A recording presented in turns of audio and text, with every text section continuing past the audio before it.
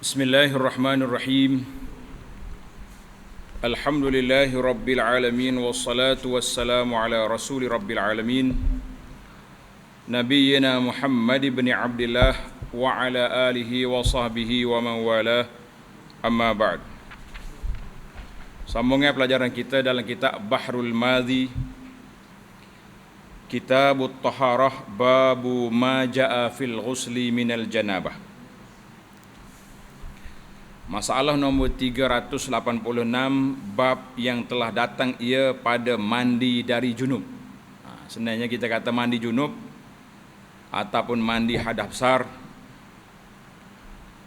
Ketahuilah kiranya wahai saudaraku, adalah mandi junub itu ada kelakuan yang sempurna,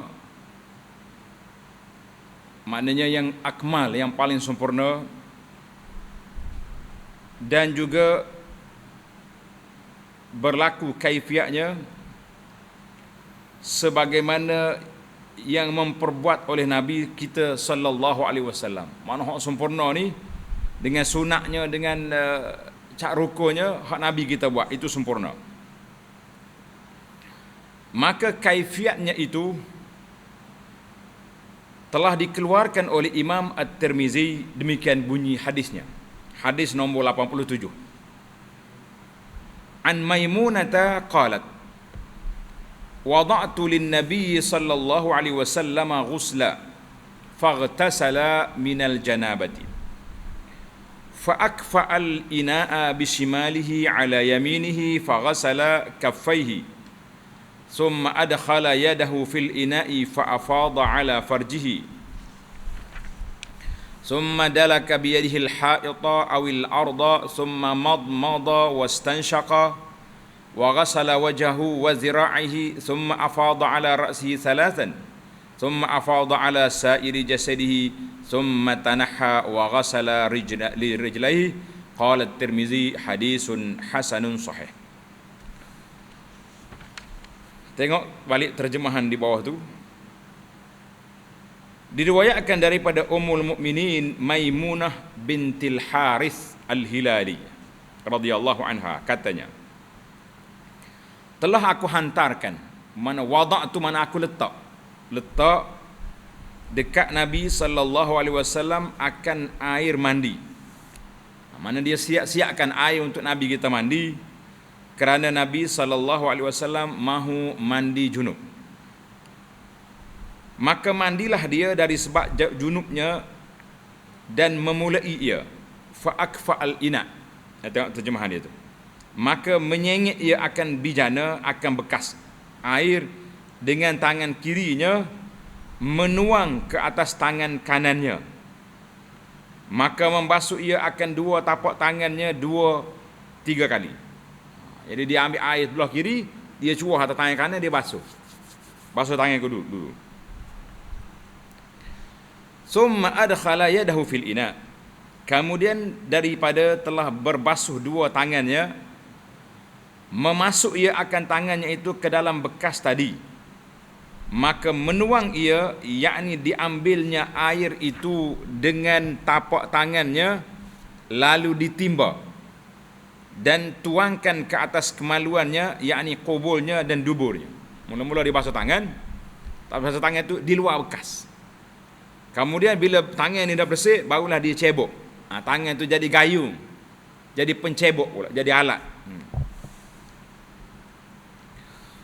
Kemudian daripada sudah basuhnya kemaluannya dengan niat mandi hadas besar, menyental ia. Menyental mana dia gosok. Tangan tu orang panggil gaha, kalau Kelantan kata gaha, ataupun gosok tangan dia tu ke dinding rumah atau ke bumi. Mana kita tangan kita tu gosok atas bumi, atas tanah, sebagai sental yang bersangatan, mana gosok kuat supaya hilang bau-bau dia tu. Kemudian berkomok-komok ia dan menghisap air ke hidung 3 kali.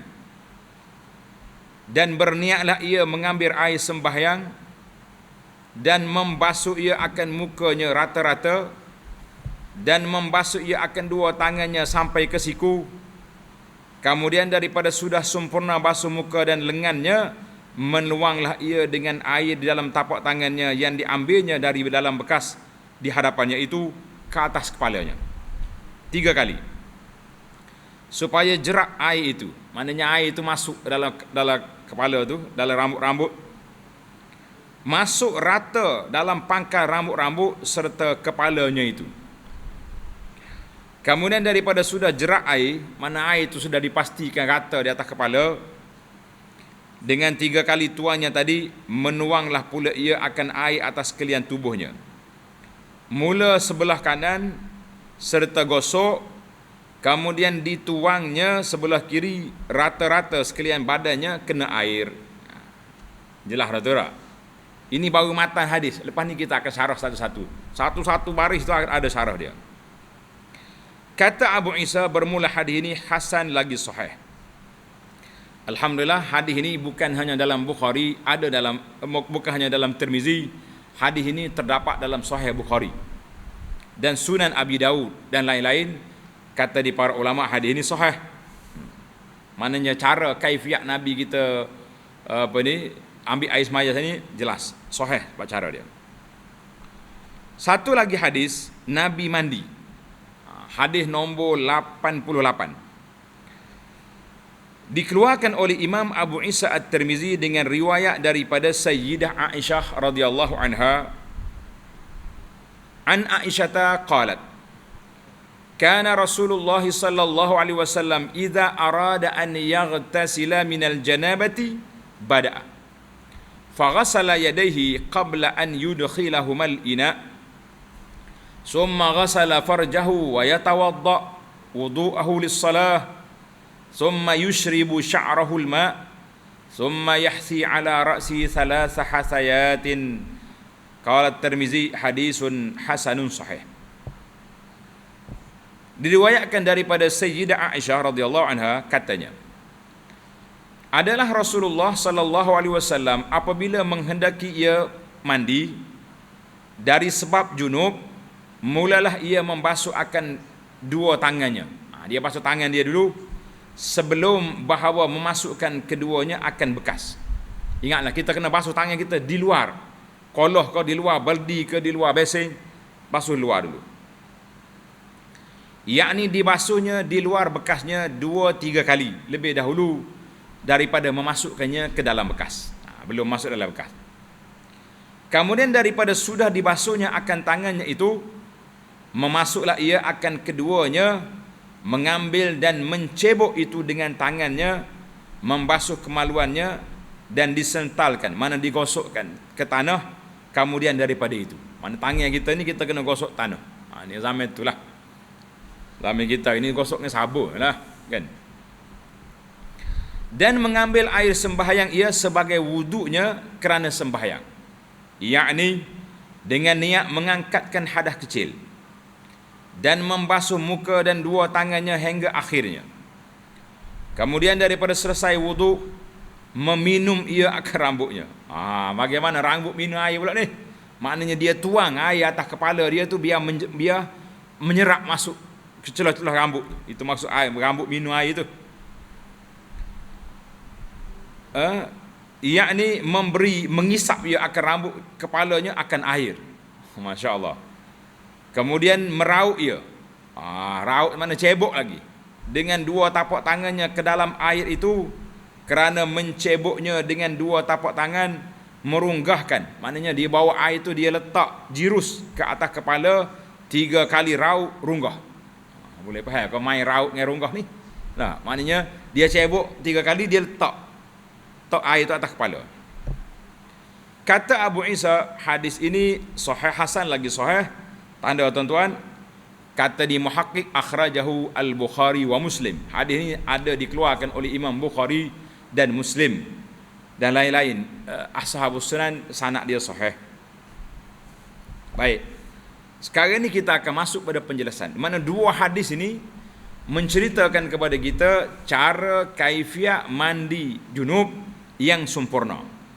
Macam mana? Ana ulang supaya mudah tuan-tuan faham. Yang pertama sekali, kita basuh tangan luar dulu. Sudah basuh tangan bersih, macam kita hari ni tak payahlah kita tak masuk tangan dalam baldi dah. Kita akan guna paip getah, paip hujan, tak. Maka apabila sudah basuh tangan, kita mengambil wudu. Ambil wudu yang sempurna. Dia kata ambil wudu yang sempurna. Wudu macam nak sembahyang, ambil. Kemudian tujuan apa ambil wudu awal-awal ni? Sebab anggota kita ni, anggota wudu ni banyak sendi. Mana kita basuh supaya air tak guna banyak. Sebab Nabi kita ni, dia ambil wudu supaya mandi segantan je. Segantan ni kalau kita basuh kecil tak habis lagi segantan. Nah, nyelepah air sungguh-sungguh. Maka penggunaan itu sikit, jadi sendi-sendi ini telah diratakan dengan air wudu.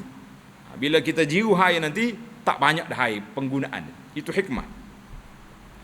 Lepas pada itu barulah Nabi kita masuk letak air atas kepala dia, kemudian barulah dia siram tubuh dia sebelah kanan dulu. Kita buah pahit hujan ni kanan apa? Pakai masuk lah. Jangan masuk terus.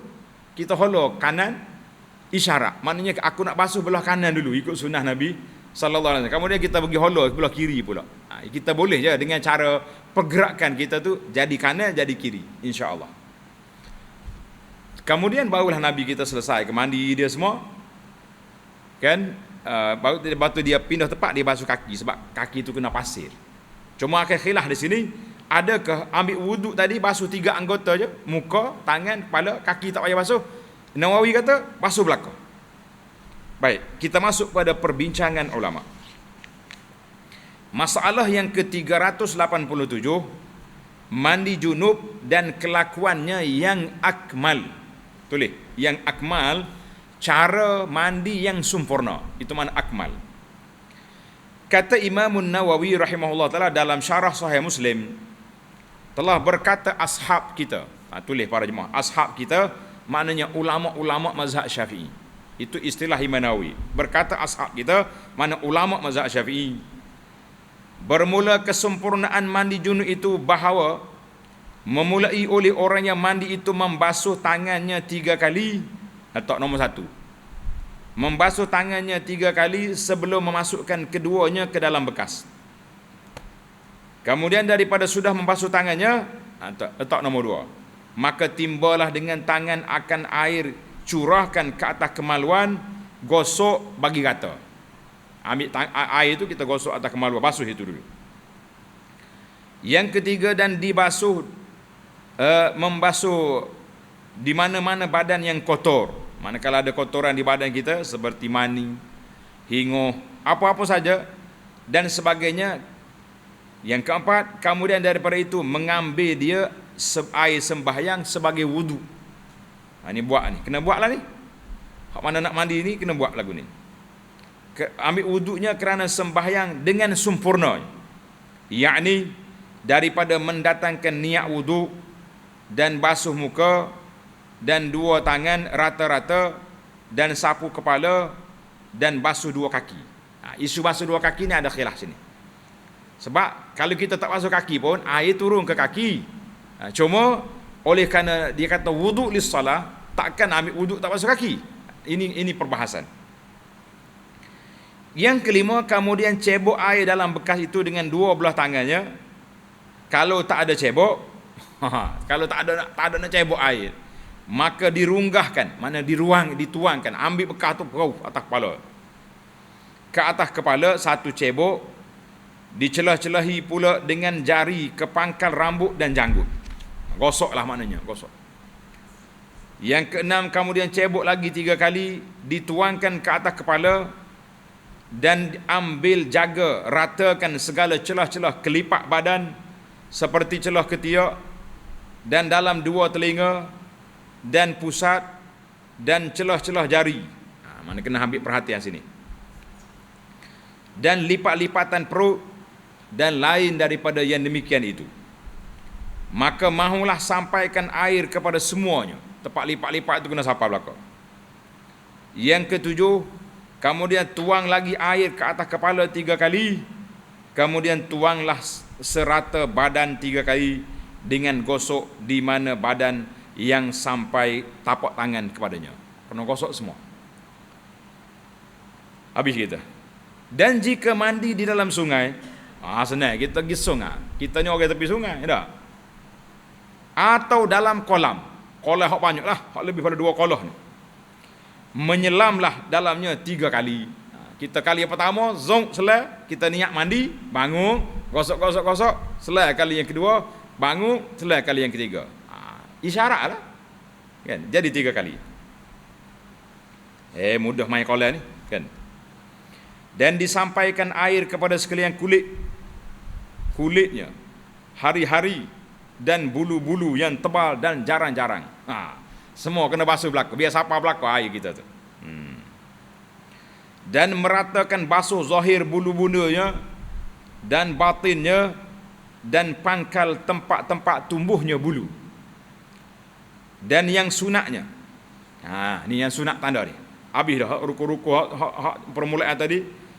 Dan yang sunatnya, mulalah kenakan air sebelah kanan dan sebelah-sebelah atas daripada badan. Tu anak kata kalau mandi pahit hujan, kita mula kat ni dulu. Kalau ke bahu ni kanan dulu. Kan? Dan biarlah menghadap kiblat. Kalau ada kiblat, kita menghadap kiblat dulu. Dan berkata kemudian daripada selesainya, tulis itu tepi, doa selesai daripada kita mandi, kita baca doa ni. Asyhadu an la ilaha illallah wahdahu la syarikalah wa asyhadu anna Muhammadan abduhu wa rasuluh. Baca sekatu. Dan mahulah niat mandi itu ada daripada awal mengerjakannya. Ini syarat yang pertama, niat. Mula-mula kita mandi itu niat dah situ.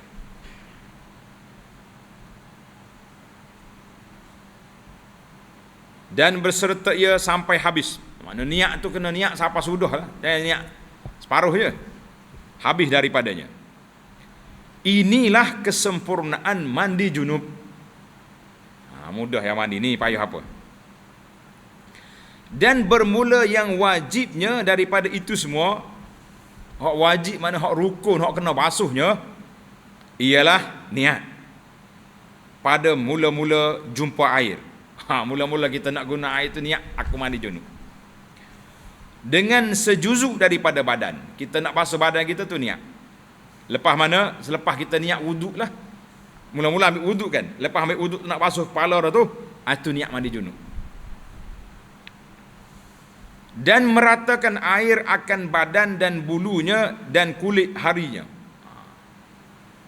Dan setengah daripada syaratnya, syarat mandi junub ni, bahawa adalah badan itu suci daripada najis. Suci daripada najis. Manakala kita ada najis-najis di tubuh, basuh dulu. Apa-apa sajalah najis. Ada getah kau, ada benda-benda gam kau, ada benda, basuh dulu. Lepas tu baru mandi. Dan barang yang lebih atas ini, hak lain-lain itu, daripada segala yang sebut itu, sunat jua. Perkara sunat. Perkara sunat ni banyak juga kalau kita baca kan. Baca bismillah dulu, kemudian baca gosok, kemudian basuh apa tadi, tangan dulu, masuk air dalam hidung. Itu semua termasuk dalam perkara yang sunat. Seperkara lagi. Ini perhatian satu ni, itu perhatian. Seperkara lagi yang sayugia, yang sepatutnya bagi orang yang mandi junub daripada air kendi dan seumpamanya, bahawa ia ambil jaga-jaga. Jaga-jaga, air takut tak sampai. Kalau kita terjun dari sungai lain pula kan. Dan beringat-ingat akan sebentar-sebentar itu boleh jadi lupa dia. Mana kalau kita basuh biar sudah lalu, jangan duduk tangguh-tangguh, takut terlupa. Iaitu apabila kencing, masalan kita masuk dalam tanah, kita kencing dan telah bersuci daripadanya, kita dah siap dah suci, ada kencing pula, maka maulah basuh tempat istinja tadi, kemudian daripada itu dengan niat mandi junub pula, kerana jikalau tiada dibasuhnya kemudian daripada sudah bersuci tadi, barangkali boleh jadi terlupa daripadanya, kemudian daripada itu maka sudahlah tiada sah mandinya oleh ketinggalan yang demikian itu. Maknanya kita sudah gigih mula, maka kita kena basuh tadi. Dia kata kena niat mandi lagi, sudah mandi. Dan jika ingat pula kemudian daripada sudah sempurna wuduk, nascaya berhajat kepada menyentuh parak itu, maka batalah wuduk. Ini masalah kita ni. Kita dah ambil wuduk, lepas tu kita pergi gosok semula bagai-bagai kita ni. Maka itu dipanggil kena ambil batal lah wuduk dia tu. Sentuh dalam sentuh. Atau berhajat kepada berpayah-payah membalut tangan dengan perca kain supaya tak patah, pergi balut tangan perca kain sebab kita nak gosok tempat tu, atau pakai sarung tangan kan. Itulah maka ingat-ingat wallahu alam. Hak senangnya basuh siap-siap lah. Pasal tu ada setengah ulama ni kata, kalau kita basuh, kita ambil wuduk siap, lepas tu pergi basuh pula, lepas tu sentuh pula, akhir sekali sudah mandi ambil wuduk pula, sesalah masalah dia nya. Inilah mazhab kita dan mazhab kebanyakan dari imam-imam yang mujtahid. Ana pun tak sempat tengok kitab lain, kitab mazhab lain. Dan tiada mewajib oleh seorang daripada ulama akan gosok. Ini masalah lain dah kita ni. Tiada wajib tu tulis tanda bab lain. Masalah hukum gosok-gosok. Tidak wajib pada mandi dan tiada wajib pada wuduk melainkan Imam Malik dan Imam Muzani berbaris depan. Imam Muzani. Muzani ini kawan rapat Imam Syafi'i, tapi dia menyalahi imam dalam masalah gosok ketika wuduk dengan mandi. Bagi dia wajib. Dan orang yang lain daripada keduanya berkata sunat jua gosok itu. Maka jikalau seseorang meninggal akan dia nasaya sah bersucinya pada wuduk dan mandi. Tinggal apa tu? Tinggal gosok. Manakala kita tak gosok pun sah. Itu maksud dia begitu. Masalah 388. Masalah mandi junub dan mengambil wuduk dalamnya. Kan sunnah tadi kita ambil wuduk lepas tu mandi. Kata Imam Abu Isa At-Tirmizi, dan adalah yakni seperti dalam hadis pada masalah 386 itulah yang memilih akan dia oleh ahlul ilm. Para ulama kata wuduk mandi. Dalam kaifiat mandi junub, bahawasanya mengambil wuduk seorang sebagai wuduknya yang pada sembahyang, kemudian menuang ia atas kepalanya 3 kali, kemudian meratakan air atas sekalian badannya, kemudian membasuh ia akan 2 tapak kakinya, dan bermula amal atas cara ini di sisi ahlul ilmi. Dan kata mereka itu, jika menyelam orang yang mandi junub itu dalam air serta rata air ke badannya dan tiada ia mengambil wuduk, nasaya memadai akan dia. Dan itulah perkataan Imam Syafi'i. Artinya kalau kita ada hadas besar, lepas tu kita pergi mandi, kan, mandi tak sentuh dah alat-alat macam. Sudah tu tak payah ambil wuduk pun tak apa dah. Sebab wuduk tu hadas kecil. Hak ni hadas besar. Bila mari hadas besar, hak kecil termasuk bawah. Ini kata siapa? Kata Imam Asy-Syafi'i. Kata Nawawi rahimahullah, dan tiada yang mewajibkan wuduk di dalam mandi junub itu melainkan Daud Az-Zahiri. Daud Az-Zahiri ni biasa dah dia. Sebab dia mazhab Zahiri ni, mazhab dia nak ambil hak zahir semua. Dan orang yang lain daripadanya berkata sekaliannya ialah sunat. Maka jikalau meratai ia akan air atas sekalian badannya dengan ketiadaan wuduk, nascaya sah mandinya. Alhamdulillah, mandi dia sah. Masalah 389. Mandi junub tiada berwuduk. Mandi tak ambil wuduk, sah kau boleh ke sembahyang? Banyak masalah kita ni, ada 5 dekat 10 masalah ni. Kita habiskan sini insya-Allah. Kata Imam Syafi'i rahimahullah dalam Al-Um, dan jikalau memulai seorang maka mandi junub ia, maka tiada ia mengambil air sembahyang dan menyempurna ia akan mandinya, nascaya memadai akan dia daripada wuduknya bagi sembahyang. Jelas hadirat. Maknanya kalau kita mandi hadas besar, tak ambil wuduk pun sah. Dan bermula sucinya dengan mandi itu lebih banyak sucinya dengan wuduk dan seumpamanya. Wuduk setengah anggota ya basuh, pak ya. Mandi kita basuh semua. Tetapi jaga-jaga dan ingat-ingat, mana ambil perhatian. Adapun mandi junub yang boleh bawa sembahyang dengannya dengan tiada berhajat kepada wuduk itu ialah mandi yang difardukan, yang difardu takdirkan, tiada menyentuh kubul dan duburnya. Mana gosok siap, basuh awal-awal lagi lah. Jangan duk basuh teka-teka mandi tu. Dan tiada perkara yang membatalkan wuduk dalam mandinya. Tengah duk mandi keteng pula. Dan jikalau ada berlaku perkara yang membatalkan wuduk dalam masa mandinya, nasaya ta'yin lah.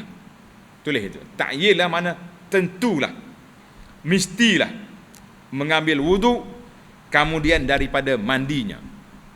Kerana kata Imam Syafi'i di dalam kitabnya Al-Um, dan jikalau mengambil wuduk seorang daripada mandi hadas ia, maka sebelum sempurna mandinya berhadas pula dia. Giduk gosok perkara yang batalkan wuduk. Nasaya menyudah ia akan mandi sebagaimana ia mandi belaka, dan mengambil wuduk ia kemudian daripadanya kerana solat. Jelas itu masalah. Kita pun terima kasihlah kepada Syekh Marbawi ni, rahimahullah ta'ala, sebab dia duk sebut kitab kita duk main kitab MSPI ni tak aja dengar dah. Duk main kitab kita je. Yang dalam kitab ni kita boleh baca kitab ori Imam Mazhab Syafi'i sendiri, kata-kata dia, istimbak dia daripada hadis, daripada Quran. Masalah 390. Mandi junub dan tangan niatkan gayung. Maksud dia, tangan kita ni kita niat jadi gayung, jadi cetung tangan kita ni, jadi timba.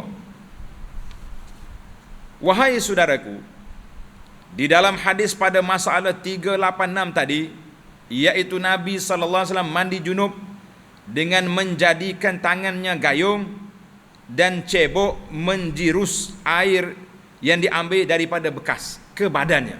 Nabi kita basuh tangan, lepas tu dia cebok ambil. Maka menunjukkan bahawasanya tiada jadi mustakmal air itu dengan niatkan anggota yang dibasuh, yakni tangan itu tadi mandi. Kita niat tangan kita ni cetung, maka jadilah suci tangan itu dahulu daripada masuk ke dalam bijana, ke dalam bekas.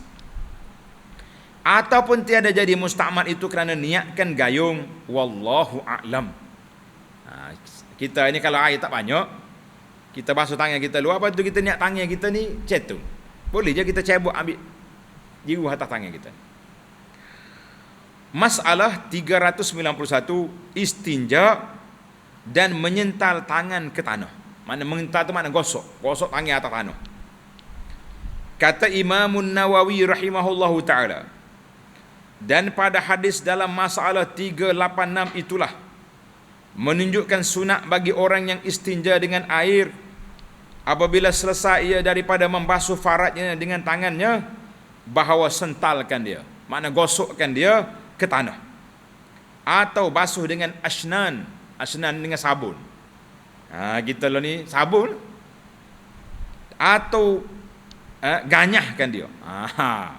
Kita kalau tebel ganyah ni dah, ganyahkan dia ke dinding, makna gonyoh ganyah.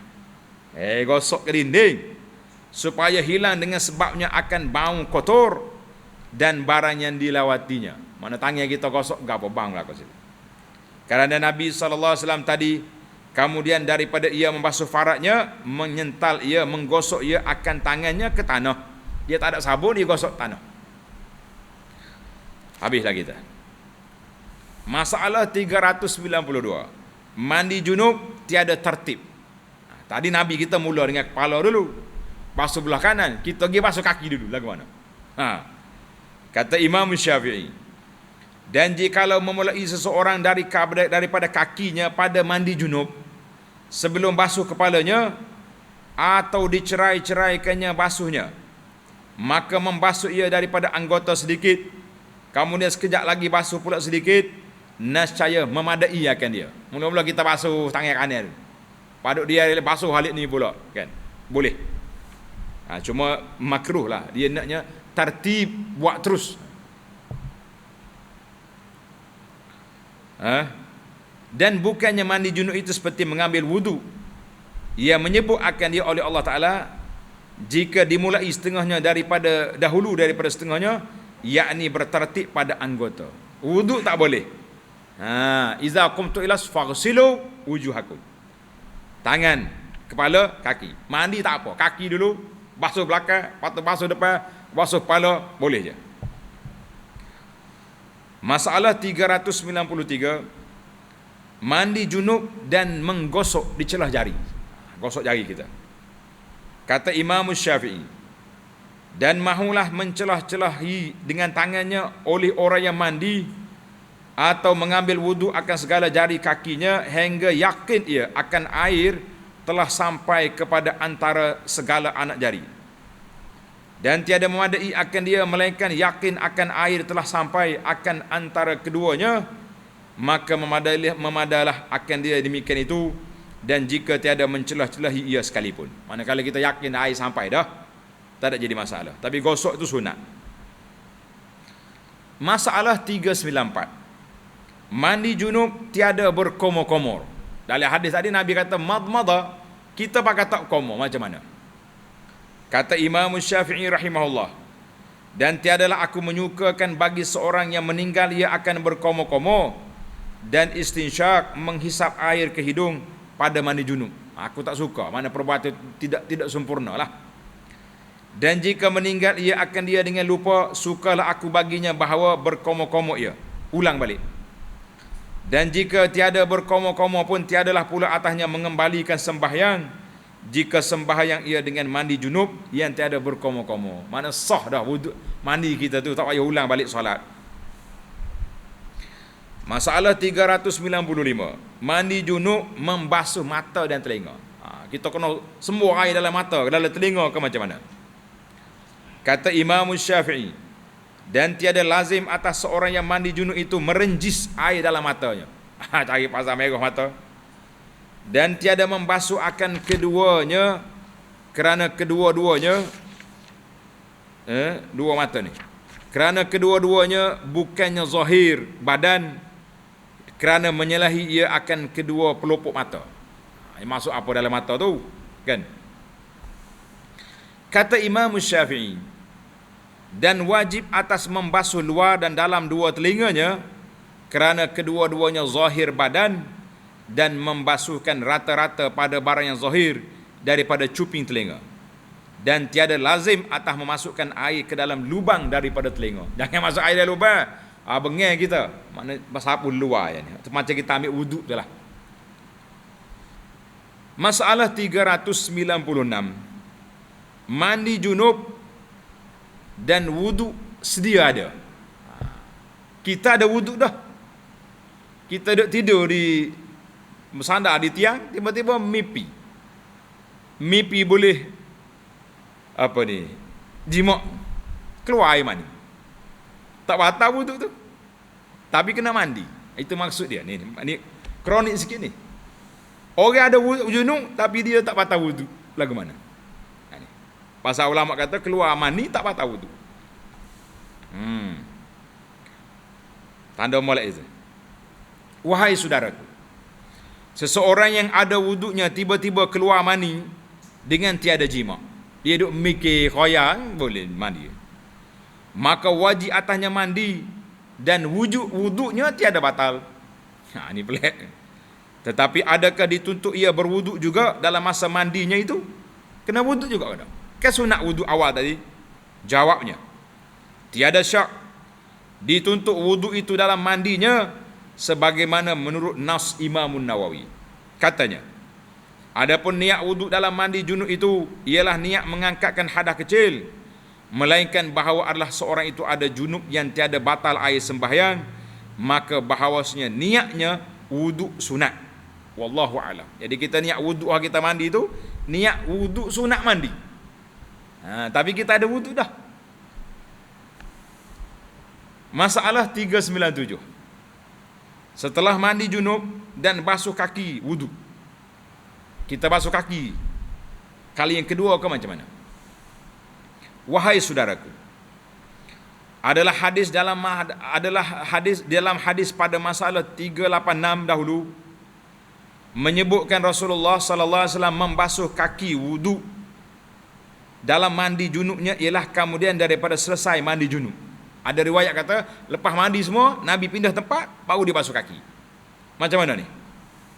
Kata Imam Nawawi rahimahullah, telah datang daripada beberapa riwayat daripada Siti Aisyah radhiyallahu anha di dalam Sahih Bukhari dan Muslim bahawasanya Nabi sallallahu alaihi wasallam mengambil wuduk dalam mandi junubnya seperti wuduknya bagi sembahyang sebelum menuang air atas tubuhnya. Maka yang zahir bagi hadis ini bahawasanya Nabi sallallahu alaihi wasallam menyempurnakan ia akan wuduk dengan basuh kaki sekali. Sebab Aisyah kata wuduk lis-salah, mana sekali basuh kaki. Dan telah datang daripada kebanyakan riwayat Maimunah. Pasal itulah tuan Syekh kita ni bawa dua hadis malam ni, kan? Hadis Aisyah nombor apa? Nombor 88, hadis Maimunah nombor 87 tadi. Tengok baik. Telah datang pada dua hadis ini, hadis Aisyah dengan hadis Maimunah,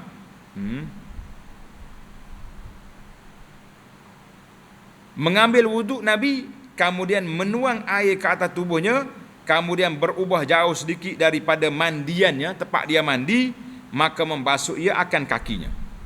Tengok, dua riwayat. Hak tu kata basuh selalu, hak ni tunggu dulu. Macam mana kita nak kata?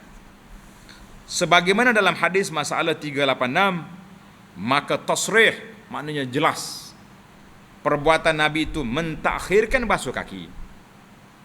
Macam mana nak jawab? Para ulama kita ni kalau nampak hadis kontra, dia akan cuba jamakkan. Jamak. Dan bagi Imam Syafi'i radhiyallahu ada dua qaul. Imam Syafi'i kata sekali dia kata basuh kaki, sekali lagi tunggu sampai habis mandi. Yang asahnya lagi yang terpilih dan yang lebih masyhurnya bahawa seorang itu menyempurna ia akan wuduknya dengan basuh kaki langsung. Adalah fiqh Syafi'i kata kita ambil wuduk sekali basuh kaki. Dan qaul yang kedua, bahawasanya seorang yang mandi mentakhirkan basuh dua kaki, maka memadukan. Memadu tu mana menjamakkan. Itu madu ni orang berpoligami lah. Kan pasal itulah orang Melayu kata madu. Madu pun terduduk dekat berambak dan menyatukan hadis riwayat Aisyah dan Maimunah itu macam mana? Kata Nawawi, maka atas qaul yang dhaif ditakwilkan segala riwayat Aisyah dan kebanyakan riwayat Maimunah atas bahawasanya dikendaki dengan wuduk sembahyang yang kebanyakannya, maknanya basuh terus, dan ialah barang yang lain daripada dua kaki, sebagaimana telah menerangkan oleh Maimunah dalam riwayat Bukhari. Maknanya wuduk lis-salah tapi untuk muka, tangan, kepala. Kaki tunggu sebab air akan turun tempat dia. Maka inilah riwayat yang sharih, dan riwayat itu tanggung takwil, maka dihimpunkan antara keduanya dengan barang yang telah kami sebutkan. Maksudnya wuduk lis-salah untuk tiga anggota. Basuh biar sempurna, kaki tunggu dulu sampai sudah. Dan adapun atas yang masyhur lagi sahih, maka diamalkan dengan zahir beberapa riwayat masyhur yang berjibah.